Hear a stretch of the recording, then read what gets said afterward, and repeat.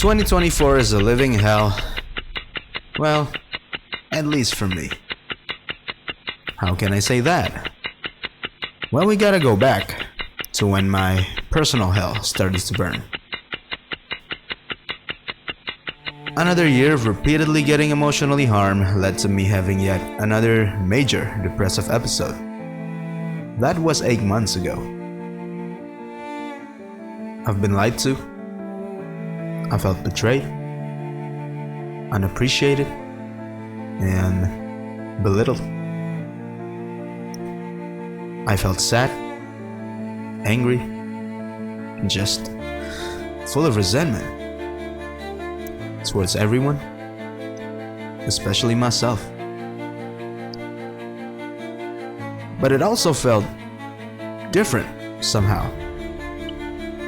Maybe I finally grew tired of chasing anyone who clearly never valued me as a person. Or maybe I simply grew tired of feeling this way.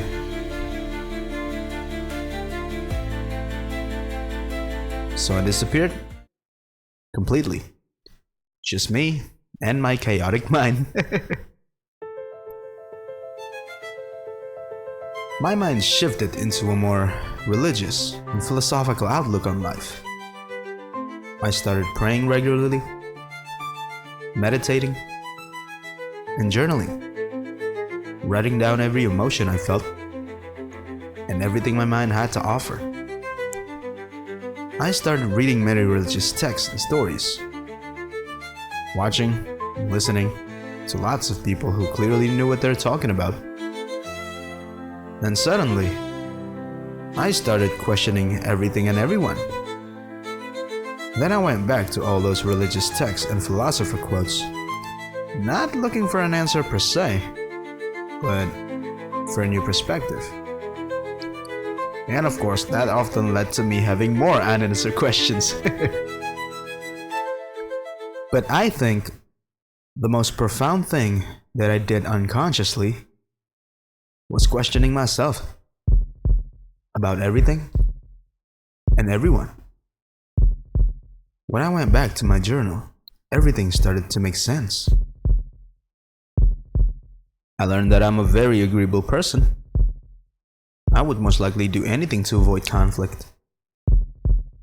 And I also learned that I took my agreeableness to the extreme, which made me an easy, wide open target for being pushed around.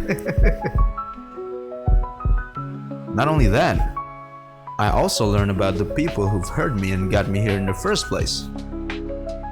My mind started connecting the dots between all of them, and they all had the same traits. They had a certain amount of arrogance that I just couldn't comprehend.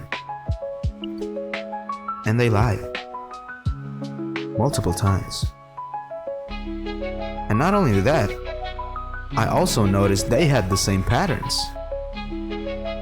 They heard me. They disappeared. Then they came back as if nothing happened.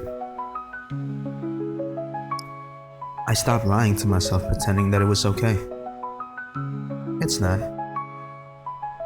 Well, what can I say? The people I look up to the most were nothing but hypocrites who don't practice what they preach and end up becoming the very thing they told me not to be. It was a scary yet comforting realization. And funny too. I swear, it's hilarious looking back now and realizing that all those people were slowly losing it and ended up licking their own ass. Oh man, if only they paid attention to what they said as much as they were critical about my inadequacies. So yeah, I'm fucked up big time. Multiple times. For a long time. And with that in mind, I started listening to myself even more. I learned that gradual consistency is better than impulsive motivation. So, I kept it simple and stuck to the plan. I learned how to stop when I had to.